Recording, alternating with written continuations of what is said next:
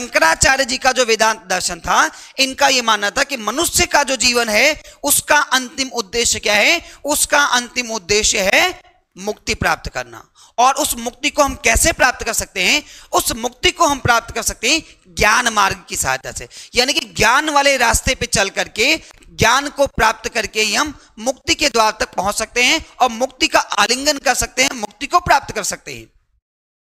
इसीलिए आगे इन्होंने एक्सप्लेन किया कि सा विद्या विमुक्त है, शंकराचार्य सा विद्या विमुक्त है, विद्या वह है जो हमें क्या प्रदान करे? मुक्ति प्रदान करे।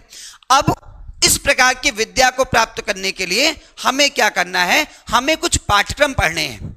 इस प्रकार की विद्या को प्राप्त करने के लिए हमें कुछ पाठ्यक्रम पढ़ने हैं जो हमें क्या प्रदान करे? हमें जो मुक्ति प्रदान करे। आइए देखते हैं कौन कौन से पाठ्यक्रम हैं।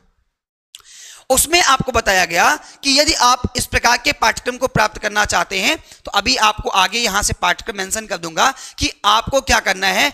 आपको यदि देखिएगा, अगर आपको मुक्ति प्राप्त करना है, कौन सी? सा विद्या या विमुक्त है, अगर आपको वो वाली विद्या प्राप्त करनी है तो उसके लिए आपको क्या करना होगा? कुछ पाठ्यक्रम पढ़ने होंगे। और जो पाठ्यक्रम आपको बताया गया शंकराचार्य के द्वारा, वो इन्होंने वर्ण एवं क्रम के आधार पर व्यक्तियों का जो वर्ण व्यवस्था, ब्राह्मण क्षत्रिय वैश्य शूद्र है ना, ब्राह्मण क्षत्रिय वैश्य शूद्र, उस वर्ण व्यवस्था के आधार पे इन्होंने बताया कि आपको क्या करना होगा?